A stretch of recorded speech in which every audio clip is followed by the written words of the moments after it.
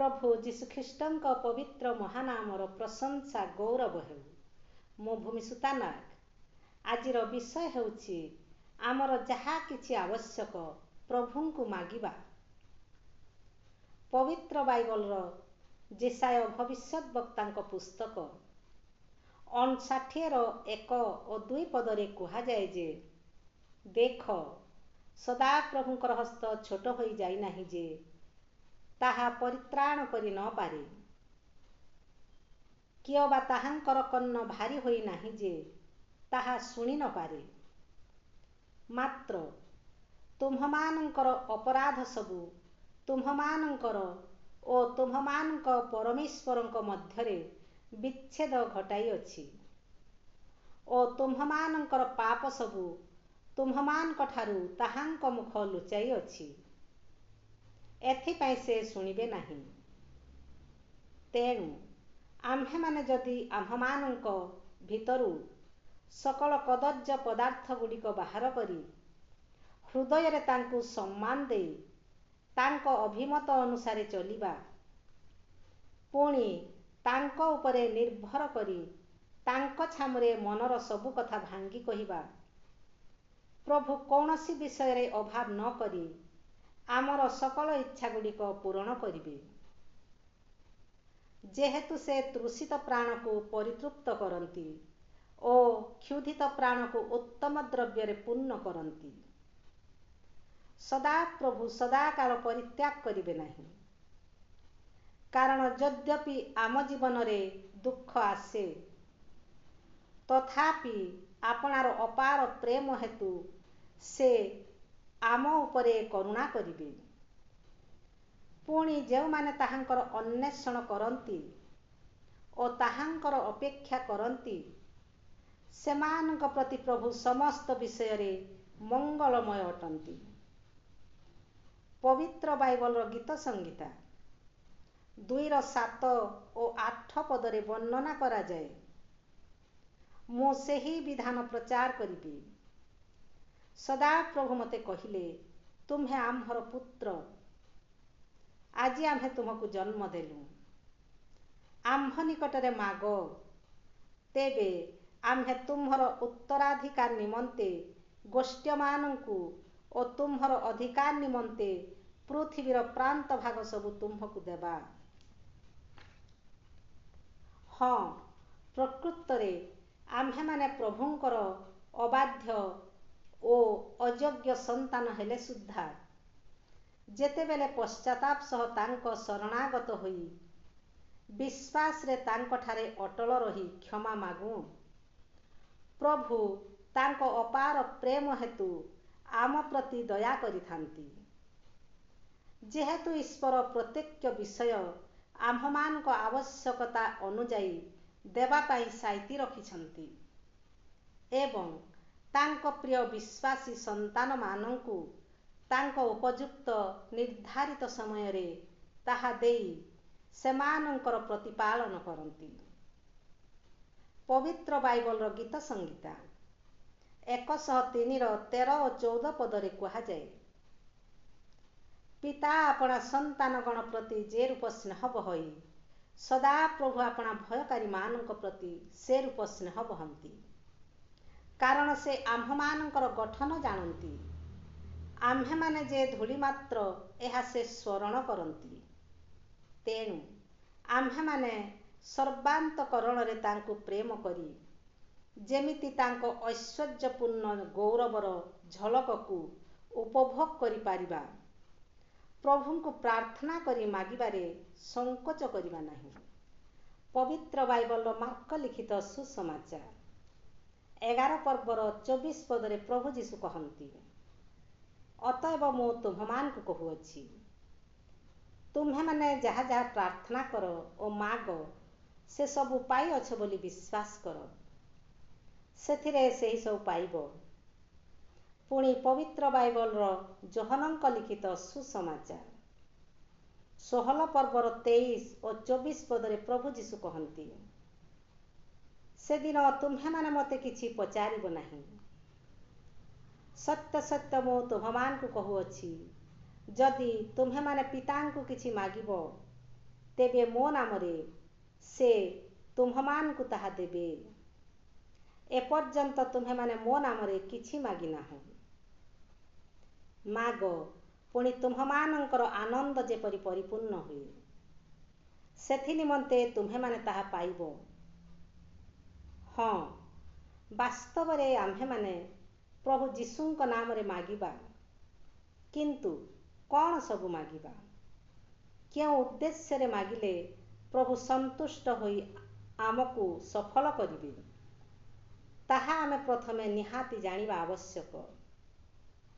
ଯେମିତି ପବିତ୍ର ବାଇବଲର ଯାକୋବଙ୍କ ପତ୍ର 4 ପର୍ବର 3 ପଦରେ କୁହାଯାଏ, ତୁମ୍ଭେମାନେ ମାଗିଥାଅ କିନ୍ତୁ ପାଇନଥାଅ, କାରଣ ଆପଣା ଆପଣା ସୁଖାଭିଳାଷରେ ବ୍ୟୟ କରିବା ନିମନ୍ତେ ମନ୍ଦ ଅଭିପ୍ରାୟରେ ମାଗିଥାଅ।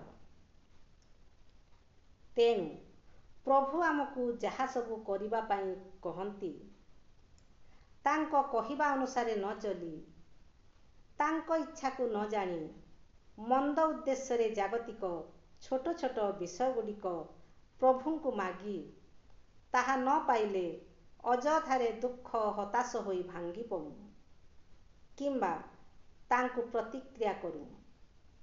ଯେମିତି ପ୍ରାନ୍ତରରେ ଇସ୍ରାଏଲ ସନ୍ତାନମାନେ ମୋଶାଙ୍କ ଆଗରେ ପ୍ରଭୁଙ୍କ ବିରୋଧ କରୁଥିଲେ ଓ ସେହି ପ୍ରତିକ୍ରିୟାରେ ଈଶ୍ୱର ନିଜର ମହିମା ପ୍ରଦର୍ଶନ ସହ ତାଙ୍କ ନାମ ଏବଂ ଗୁଣ ସବୁ ପ୍ରକାଶ କରି ପ୍ରକୃତରେ ସେ କିଏ ଅଟନ୍ତି ମୋଶାଙ୍କୁ ଜ୍ଞାତ କରାଇଥିଲେ। ଲେଖାଯାଏ ପବିତ୍ର ବାଇବଲର ଯାତ୍ରା ପୁସ୍ତକ 34 ପର୍ବର 6 ଓ 7 ପଦରେ, ଆଉ ସଦାପ୍ରଭୁ ତାଙ୍କ ସମ୍ମୁଖ ଦେଇ ଗମନ କରି ଏହା ଘୋଷଣା କଲେ,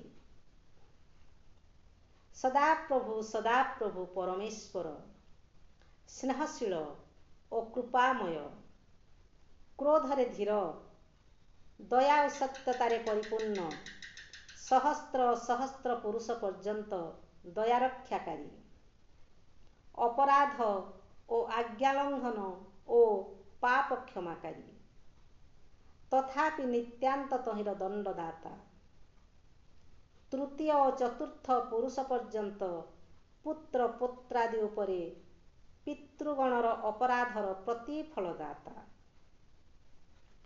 ତେଣୁ ଆମ୍ଭେମାନେ ଜାଣି ରଖିବା ଉଚିତ ଯେ ଆମ୍ଭେ ପ୍ରାୟ ପ୍ରତି ମୁହୂର୍ତ୍ତରେ ପରିବର୍ତ୍ତିତ ହୋଇପାରୁ, ମାତ୍ର ଈଶ୍ୱର ତାଙ୍କ ପ୍ରତିଜ୍ଞାରେ ପରିବର୍ତ୍ତିତ ହୁଅନ୍ତି ନାହିଁ।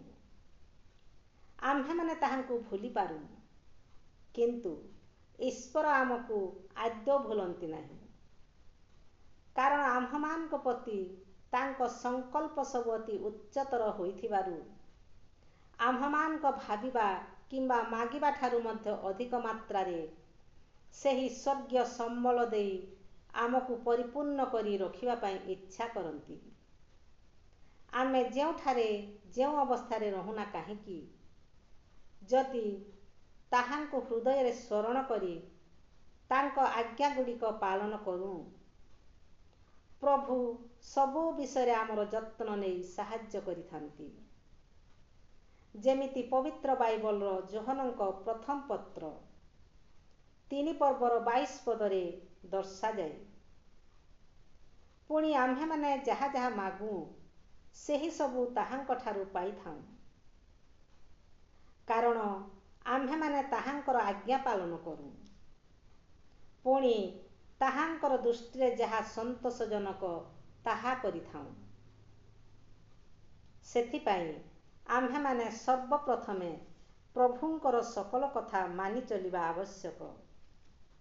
ପବିତ୍ର ବାଇବଲର ଯାକୋବଙ୍କ ପତ୍ର 1 ପର୍ବର 16 ଓ 17 ପଦରେ କୁହାଯାଏ ଯେ, ହେ ମୋହର ପ୍ରିୟ ଭାଇମାନେ, ଭ୍ରାନ୍ତ ହୁଅ ନାହିଁ।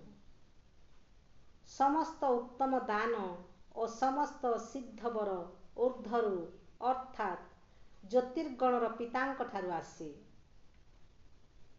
ଯାହାଙ୍କଠାରେ କୌଣସି ପରିବର୍ତ୍ତନ ବା ଲେଶମାତ୍ର ବିକାର ନାହିଁ। ତେଣୁ ଆମ୍ଭେମାନେ ଏହା ଜ୍ଞାତ ହେବା ଉଚିତ ଯେ आम्भମାନଙ୍କ पाखरे जहाँ भी किछि अछि एही समस्त सदाप्रभु जिहोवा जिरी परमेश्वरଙ୍କ दयार दान अटे। पवित्र बाइबलर लोकलिखित सुसमाचार 11 पर्वर 9 पदरु 13 पद मध्यरे प्रभु जीशु कहନ୍ତି, ମୁଁ ତୁମ୍ଭମାନଙ୍କୁ କହୁଅଛି, ମାଗ ସେଥିରେ ତୁମ୍ଭମାନଙ୍କୁ ଦିଆଯିବ, ଖୋଜ ସେଥିରେ ତୁମ୍ଭେମାନେ ସନ୍ଧାନ ପାଇବ, ଦ୍ୱାରରେ ମାର ସେଥିରେ ତୁମ୍ଭମାନଙ୍କ ନିମନ୍ତେ ଫିଟାଇ ଦିଆଯିବ।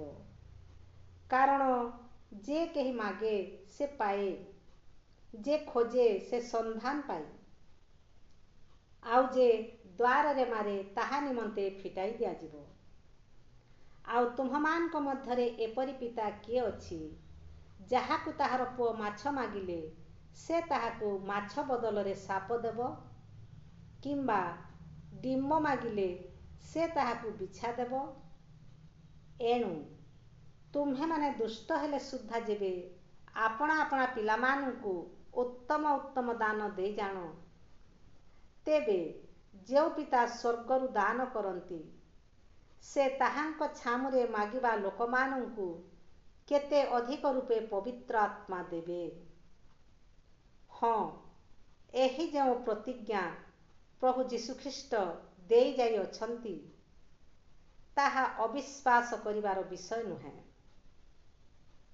ଯେମିତି ପବିତ୍ର ବାଇବଲର ଗଣନା ପୁସ୍ତକ 23 ପର୍ବର 19 ପଦରେ ଲେଖାଯାଏ, ପରମେଶ୍ୱର ମନୁଷ୍ୟ ନୁହନ୍ତି ଯେ ସେ ମିଥ୍ୟା କହିବେ, କିଅବା ସେ ମନୁଷ୍ୟର ସନ୍ତାନ ନୁହନ୍ତି ଯେ ସେ ଅନୁତାପ କରିବେ। ସେ କହିଅଛନ୍ତି, ଆଉ ସେ କି ତାହା କରିବେ ନାହିଁ? ସେ କହିଅଛନ୍ତି, ଆଉ ତାହା କି ସେ ସିଦ୍ଧ କରିବେ ନାହିଁ? ତେଣୁ ଆମ୍ଭେମାନେ ଈଶ୍ୱରଙ୍କ ବିଶ୍ୱସ୍ତତାକୁ ଦୈନିକ ମନେ ରଖି ତାଙ୍କ ଉପସ୍ଥିତିକୁ ଅନୁଭବ କରିବା ପାଇଁ ପ୍ରତିଦିନ ପବିତ୍ର ବାକ୍ୟ ପ୍ରତି ମନୋଯୋଗ କରିବାକୁ ଜାଗ୍ରତ ହେବା। ପବିତ୍ର ବାଇବଲର ରୋମୀୟ 15 ପର୍ବର 13 ପଦରେ ଲେଖାଯାଏ, ସେହି ଭରସାରେ ଈଶ୍ୱର ତୁମ୍ଭମାନଙ୍କୁ ବିଶ୍ୱାସ ଦ୍ୱାରା ସମସ୍ତ ଆନନ୍ଦ ଓ ଶାନ୍ତିରେ ପରିପୂର୍ଣ୍ଣ କରନ୍ତୁ, ଯେପରି ତୁମ୍ଭେମାନେ ପବିତ୍ର ଆତ୍ମାଙ୍କ ଶକ୍ତିରେ ଭରସାର ପ୍ରଚୁରତା ଅନୁଭବ କର। ହଁ ପ୍ରିୟ ଭାଇ ଭଉଣୀମାନେ, ସମସ୍ତ ବିଷୟ ସୃଷ୍ଟ ହେବା ପୂର୍ବରୁ ଈଶ୍ୱର ଅଛନ୍ତି ଏବଂ ତାହାଙ୍କଠାରେ ସମସ୍ତ ବିଷୟର ଅସ୍ତିତ୍ୱ ଅଛି। ଏଣୁ ପ୍ରଭୁ ଯାହା ସବୁ ପ୍ରତିଜ୍ଞା କରିଅଛନ୍ତି ମାନେ ସୁନିଶ୍ଚିତ ତାହା ତାଙ୍କ ସମୟରେ ସିଦ୍ଧ କରିବେ। ସେଥିପାଇଁ ଆମ୍ଭେମାନେ ଅଧୈର୍ଯ୍ୟରେ ନିରାଶ ନ ହୋଇ ବରଂ ସେହି ଅମୂଲ୍ୟ ସମ୍ପଦ ଗୁଡ଼ିକ ପାଇବା ପାଇଁ ଆମ ପ୍ରିୟ ପ୍ରଭୁ ଈଶ୍ୱର ଯାହା ସବୁ ବିଷୟକୁ ଘୃଣା କରନ୍ତି ସେସବୁକୁ ପରିତ୍ୟାଗ କରି ତାଙ୍କ ସମୟକୁ ଧୈର୍ଯ୍ୟର ସହ ଅପେକ୍ଷା କରିବା। ତେବେ ଈଶ୍ୱରଙ୍କ ପ୍ରତିଜ୍ଞାକୁ ବଞ୍ଚାଇ ରଖିବାର ନିଗୂଢ଼ ରହସ୍ୟ ହେଉଛି ତାଙ୍କ ଉପରେ ଆମର ଭରସାକୁ ସର୍ବଦା ଦୃଢ଼ ଭାବରେ ସ୍ଥାପନ କରି ବିଶ୍ୱାସରେ ତାଙ୍କ ଅନୁଗମନ କରିବା। ପୁଣି ପ୍ରଭୁ ଯୀଶୁଖ୍ରୀଷ୍ଟଙ୍କ ଶରଣାଗତ ହୋଇ ପୂର୍ଣ୍ଣ ବିଶ୍ୱାସରେ ତାଙ୍କଠାରେ ଉଲ୍ଲାସ କରିବା। ପବିତ୍ର ବାଇବଲରେ ପ୍ରଭୁ ଯୀଶୁ କହନ୍ତି, ହେ ସାନପଲ, ଭୟ କର ନାହିଁ, କାରଣ ତୁମ୍ଭମାନଙ୍କୁ ସେହି ରାଜ୍ୟ ଦେବା ନିମନ୍ତେ ତୁମ୍ଭମାନଙ୍କ ପିତାଙ୍କର ସନ୍ତୋଷ।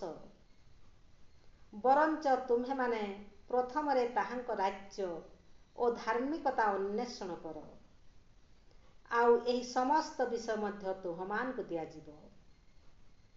ତେଣୁ ଆମ୍ଭେମାନେ ବିଶ୍ୱାସ କରିବା ଆବଶ୍ୟକ ଯେ ଆମ୍ଭେମାନେ ସମସ୍ତେ ସ୍ୱର୍ଗ ଓ ପୃଥିବୀର ସୃଷ୍ଟିକର୍ତ୍ତା ସଦାପ୍ରଭୁ ପରମେଶ୍ୱରଙ୍କ ଆଶୀର୍ବାଦର ପାତ୍ର ଅଟୁ।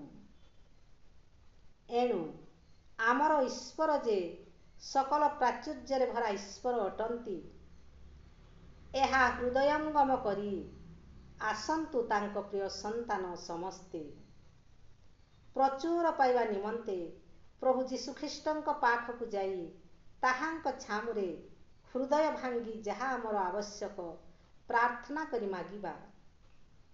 ଶାନ୍ତିଦାତା ନିଶ୍ଚୟ ଆମର ମନୋକାମନା ପୂର୍ଣ୍ଣ କରି ଆମକୁ ଶାନ୍ତିରେ ରଖିବେ। ପବିତ୍ର ବାଇବଲର ରୋମିଓ 11 ପର୍ବର 29 ପଦରେ ବର୍ଣ୍ଣନା କରାଯାଏ ଯେ, କାରଣ ଈଶ୍ୱରଙ୍କ ଦାନ ସମୂହ ଓ ଆହ୍ୱାନ ଅନ୍ୟଥା ହୁଏ ନାହିଁ।